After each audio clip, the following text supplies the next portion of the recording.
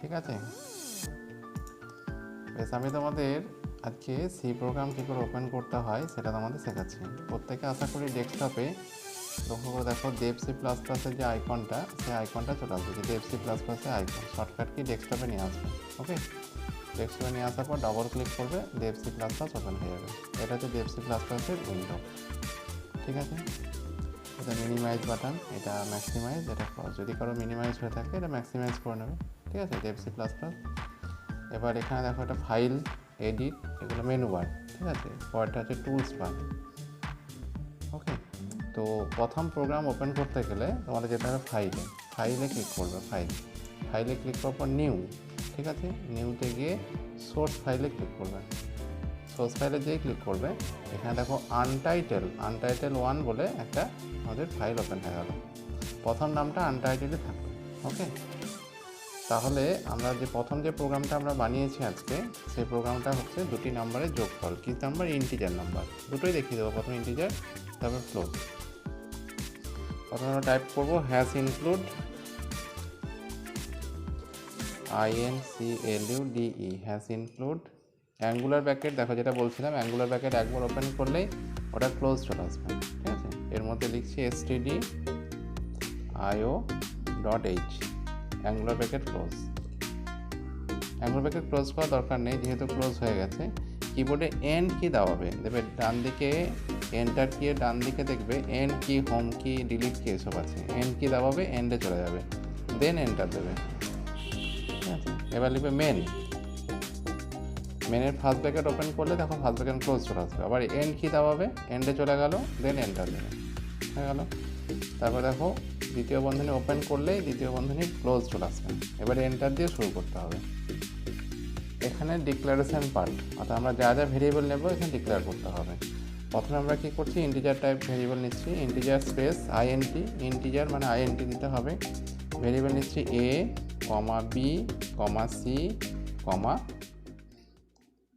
s দিচ্ছি। s মানে সামের জন্য s দিতে হবে। যা ইচ্ছে আমরা ভেরিয়েবল নিতে পারি, ভেরিয়েবলের নাম যা ইচ্ছে নিতে পারি। End of the line semicolon, আগেই বললাম end of the line semicolon, then enter. এবার যে বক্তব্যটা আমরা প্রিন্ট করতে চাইছি সেটা প্রিন্ট এফ দিয়ে দেবো, PRINT একসাথে F, print F. First bracket open করলে ফার্স্ট ব্র্যাকেট ক্লোজ চলে আসবে। বক্তব্য মানে হচ্ছে ডাবল কোটেশনের মধ্যে, শিফট ধরে ডাবল কোটেশন, এই যে একবারে ডাবল কোটেশন ক্লোজে চলে আসবে। এখানে ইচ্ছে করলে বড় হাতে লেখা যায়, এবং লিখছি যেমন ENTR, enter the first number.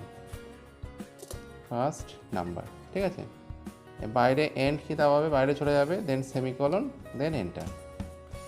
তাহলে print F enter the first number হয়ে গেল। ফার্স্ট নাম্বার আমি এর মধ্যে রাখতে চাইছি, তাহলে আমাকে স্ক্যান এফ ফাংশন অ্যাপ্লাই করতে হবে। Scan F, SCAN, scan F একসাথে, first bracket open, double quotation মধ্যে %d। কেন %d? না, আমরা যেহেতু ইন্টিজার টাইপ ভেরিয়েবল নিয়েছি, তার এই ডেটা টাইপ হচ্ছে %d, ইন্টিজার হলে %d হবে। ঠিক আছে, সেমিকলনের পরে কমা দেবে, সেমিকলনের পর কমা দিলাম, কমা দেওয়ার পর পার্সেন্টেজের পরে আমরা দেবো অ্যাম্পারসেন্ট শিফট ধরে, সাতের মাথায় আছে। ঠিক আছে, সাতের মাথায় আছে, শিফট ধরে দেবে অ্যাম্পারসেন্ট ভেরিয়েবল নেম এ, আবার এন্ড কি দাবিয়ে সেমিকলন, দেন এন্টার। একই রকমভাবে আবার সেকেন্ড নাম্বারটা আমি ইনপুট করব, print F first bracket open, double quotation open, enter the second number. ঠিক আছে, একই রকম এন্ড কি দাবালে, সেমিকোলন দাবালে, এন্টার দিলে। আবার scan F first bracket open, পার্সেন্টেজে 5-এর মাথায় আছে, হ্যাঁ, শিফট ধরে ডবল কোটেশনের মধ্যে হবে, পার্সেন্টেজটা 5-এর মাথায় আছে, শিফট ধরে দেবে %d, তারপরে সেমিকোলনের পরে কমা, ভেরিয়েবল নেমটা 7-এর মাথায় আছে অ্যাম্পারসেন্ট b। ওকে, বাইরে বেরিয়ে সেমিকোলন। একই রকমভাবে 3 নম্বর নাম্বারটা আমরা ইনপুট করব, print F first bracket open, double quotation close, enter the third number. ঠিক আছে, বাইরে বেরিয়ে আসে semicolon, enter. Scan F first bracket open, double quotation শুরু, পার্সেন্টেজ ডি, সেমিকোলনের পরে কমা, অ্যাম্পারসেন্ট 7-এর মাথায় আছে, অ্যাম্পারসেন্ট কার মধ্যে রাখবো, 3 নম্বর নাম্বারটা নিয়েছি সি এর মধ্যে রাখলাম, বাইরে বেরিয়ে এসে সেমিকোলন, এন্টার। ওকে, এবার দেখো আমাদের এ বি সি 3টে নাম্বার পুট হয়ে গেল।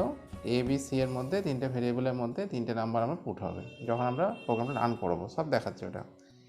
এবার প্রোগ্রামে কি লিখতে হবে, সাম মানে এস এর মধ্যে রাখবো, S is equal to A plus B plus C, ঠিক আছে, এ বি সি এই 3টে যোগফল ইকুয়াল টু হচ্ছে অ্যাসাইনমেন্ট অপারেটর, এস এর মধ্যে রেখে দিলাম।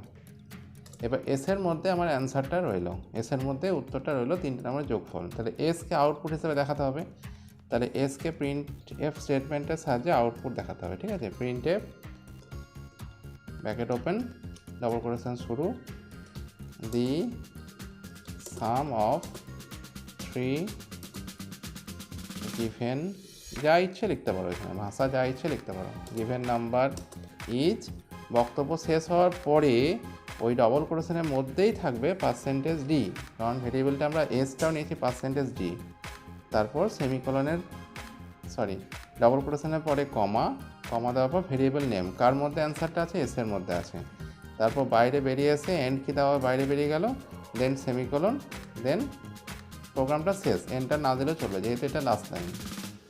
এবার পুরো প্রোগ্রামটা লেখা হয়ে গেলে এটাকে আমাদের কম্পাইল করতে হবে। দেখো কম্পাইল করার জন্য আমরা চলে যাচ্ছি আবার এক্সিকিউট ট্যাব, দেখতে পাচ্ছ এই যে এক্সিকিউট ট্যাবে ক্লিক করার পরে একটা অপশান পাবো কম্পাইল, যেটা আবার ফাংশন কি F9 দিয়ে দেওয়া আছে। যদি আমরা কিবোর্ড থেকে ফাংশন কি F9 দাবাই তাও হবে, আবার আমরা এখানে কম্পাইলে ক্লিক করি তাও হবে, ঠিক আছে। কম্পাইলে ক্লিক করলাম, যেই কম্পাইলে ক্লিক করব সঙ্গে সঙ্গে প্রোগ্রামটা কোথায় সেভ করব এবং কী নামে সেভ করব তার একটা জায়গা দেবে। আমি ধরে নিচ্ছি প্রোগ্রামটার নাম দিলাম আমি P1, প্রোগ্রাম 1, দেখা যাচ্ছে এই যে নাম দিলাম ফাইল নেম, দেখো এখানে দেখলাম ফাইল নেম P1। ওকে, কোথায় রাখবো, লোকেশন কোথায় সেভ করে রাখবো, বাঁ দিকে নেভিগেশন আছে, আমি প্রথম প্রোগ্রামটা ডেস্কটপে রাখছি, তাই ডেস্কটপ চুজ করলাম।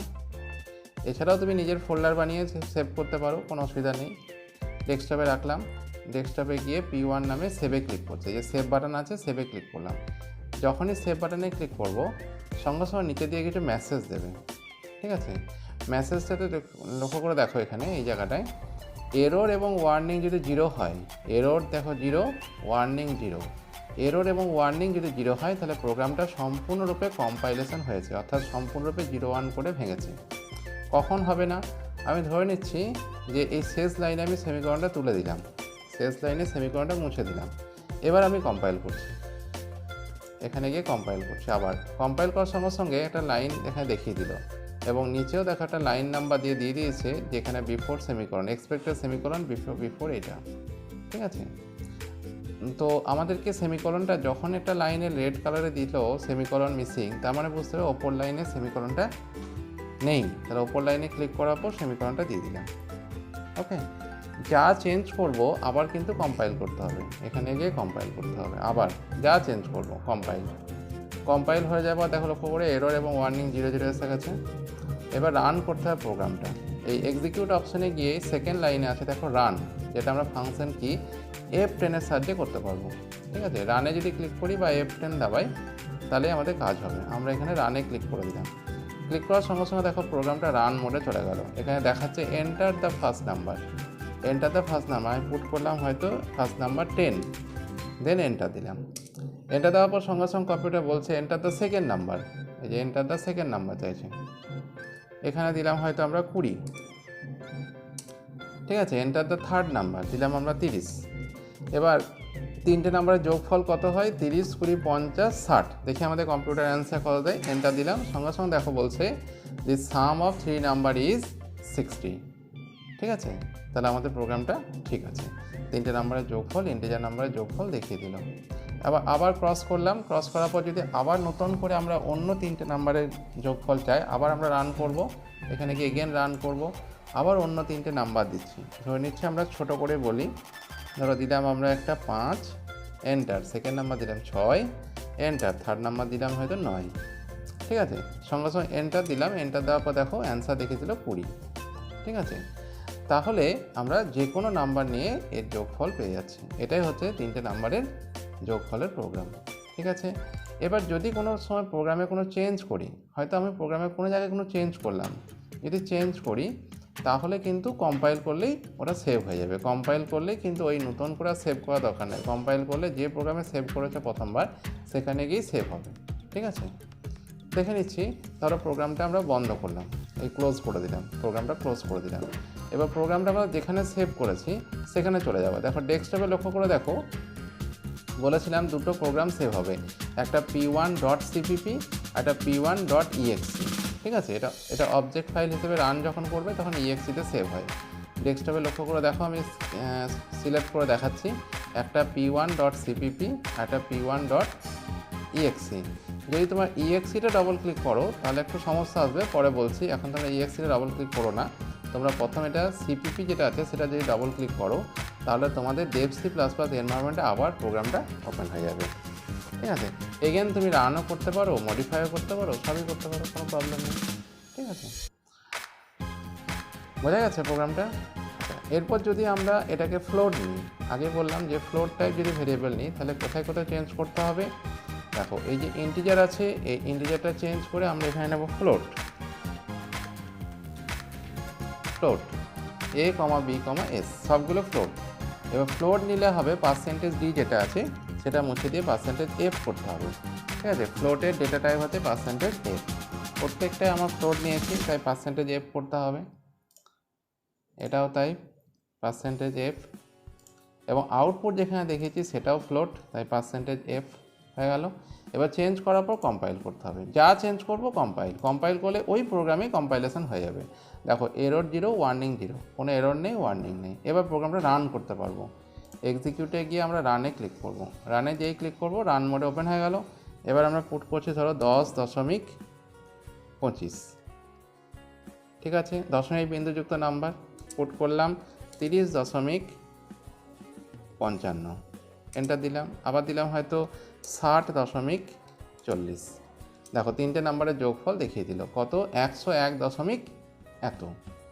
ঠিক আছে, 101 এত। এবং দশমিকের পরে যদি এতগুলো ঘর না চাই আমরা আউটপুটে আমরা রাউন্ড অফ চাইতে পারি অথবা 2 ঘর চাইবে, তখন আমাদের প্রোগ্রামটা একটু মডিফাই করতে হবে। প্রোগ্রামটা কাটলাম, কাটার পর দেখো আউটপুট যেখানে আমরা দিয়েছি, আউটপুট যেখানে %f করেছি, এখানে যদি 0.2 দিই আমরা, 0.2f দেখতে পাচ্ছ, 0.2f, এই যে 0.2f, যদি 0.2f দিই আমরা তাহলে কি হবে, এবার কম্পাইলেশন করো।